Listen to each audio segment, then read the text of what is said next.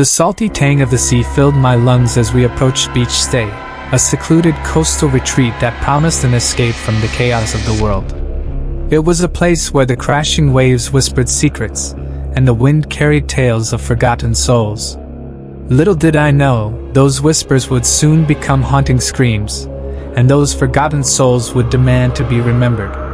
Chapter 1: The Arrival. The sun dipped below the horizon, casting an eerie glow over Beech Stay as our car pulled up to the quaint cottage nestled amidst the gnarled trees. The air was heavy with anticipation as my friends and I stepped out, eager for a weekend of relaxation and adventure. We were oblivious to the darkness that lurked beneath the tranquil facade. As night descended, we gathered around a crackling fire on the beach, sharing stories and laughter. But with each passing hour, the atmosphere grew tense, as if the very air around us was charged with an unseen energy. Chapter 2: The Legend. It was Sarah, the local guide we hired for the weekend, who first mentioned the legend of Beech Stay. She spoke of a curse that plagued the land, a curse born from the depths of the ocean and fueled by the anguish of the drowned. According to the legend, the spirits of those lost at sea roamed the shores of Beech Stay, their anguished cries echoing through the night. It was said that those who dared to stay on the beach past midnight risked becoming entangled in the curse, doomed to join the ranks of the drowned. Chapter 3: The Disappearance. As the night wore on, a sense of unease settled over us like a shroud.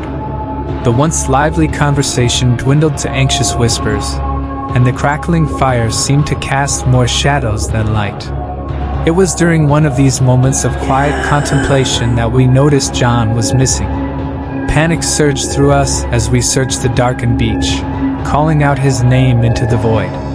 But there was no answer, only the mournful wail of the wind. Chapter 4: The Haunting.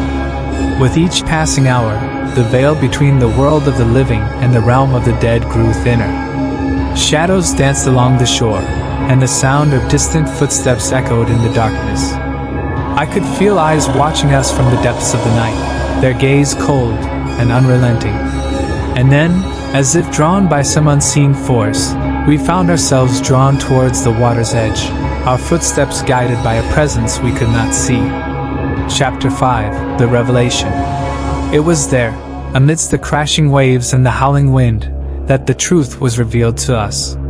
John stood at the water's edge, his eyes empty and soulless, his body swaying in the breeze like a puppet on a string.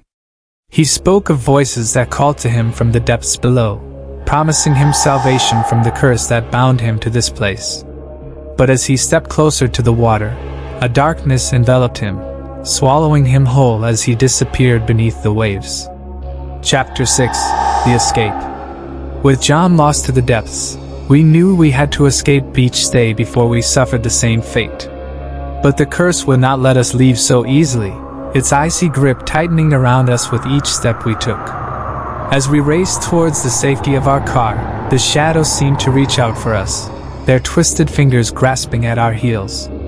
But we pressed on, fueled by fear and desperation, until at last, we reached the sanctuary of the road.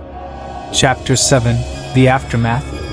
It's been weeks since that fateful night at Beech Stay, but the memory still haunts me like a ghostly specter. John was never found, his fate forever entwined with the cursed shores that claimed him. I've tried to convince myself that it was all just a nightmare, a figment of my imagination born from the darkness that lurks within us all. But deep down, I know the truth. The curse of Beech Stay is real, and it will stop at nothing to claim its next victim. As I finish recounting my tale, I can't shake the feeling that the shadows are closing in around me once again. Perhaps it's just my imagination running wild, or perhaps the curse of Beech Stay has found its next target. Either way, one thing is certain: the echoes of the drowned will never truly be silenced.